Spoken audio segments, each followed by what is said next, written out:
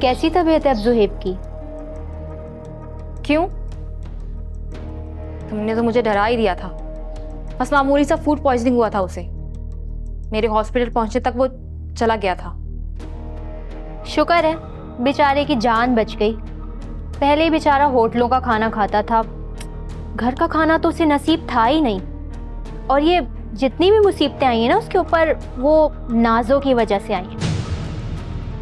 कितनी मनहूस हो तुम दोनों बहनें। जुबान संभाल के बात करो। मेरी वजह से फहद का घर आबाद है।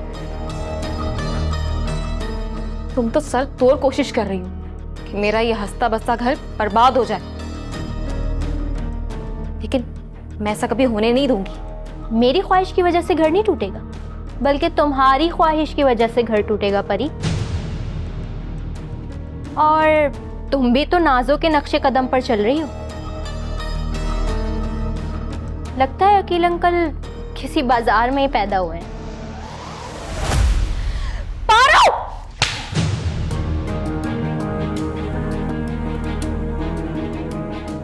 मेरे मरे हुए बाप का नाम अपनी गंदी जुबान से मत लेना, नहीं तो मैं तुम्हारी जुबान खींच लूंगी।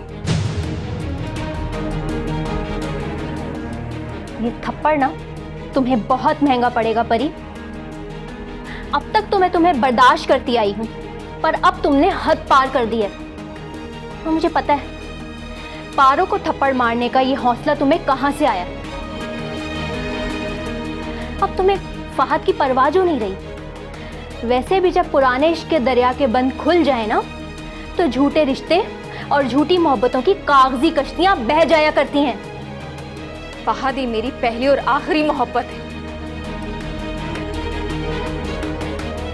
मेरा जीना मरना सिर्फ फहद के लिए। मैं मर तो सकती हूँ, लेकिन फहद को कभी धोखा नहीं दे सकती। परी, परी,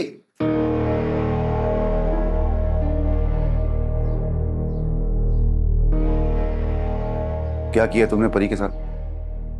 जब इंसान के पास अपना दिफा करने के लिए अल्फाज खत्म हो जाए ना फहद, तो फिर आंसुओं का सहारा लेना पड़ता है।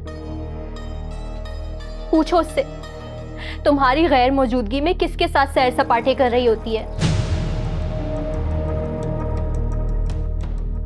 वो लड़की तुम्हारी आंखों में धूल झोंक रही है फहद। बाप के मरने के बाद जरा सा भी डर नहीं रहा उसे।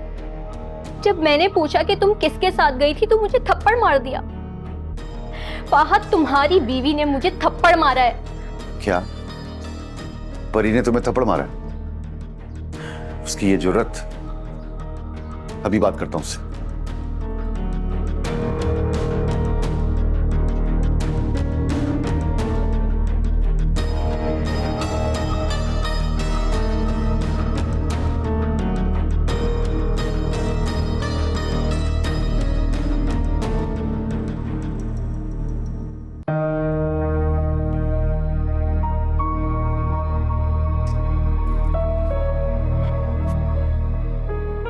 तुमने पारो को थप्पड़ मारा है? उसने मेरे मरे हुए बाप को गाली दी, तो क्या मैं उसे हार पहनाती?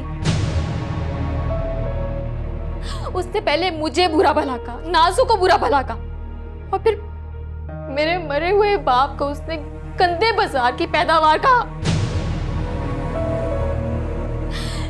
फहद, मैं खुद पर आई हर बात बर्दाश्त कर सकती हूँ।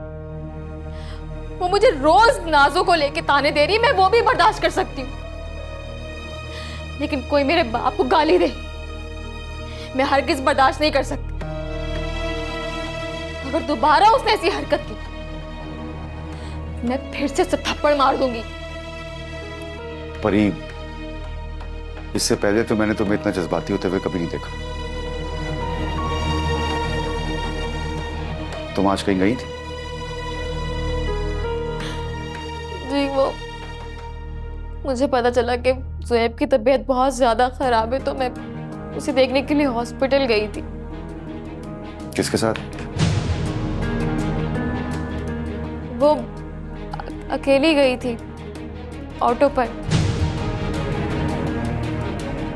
जब मैं वहां पर गई तो वो वहां से जा चुका था। उसे मामूली फूड पॉइजन हुआ था। तो मुझे बताती, मैं भी तुम्हारे साथ चला जाता, मैं भी ज़ुहैब को देख लेता।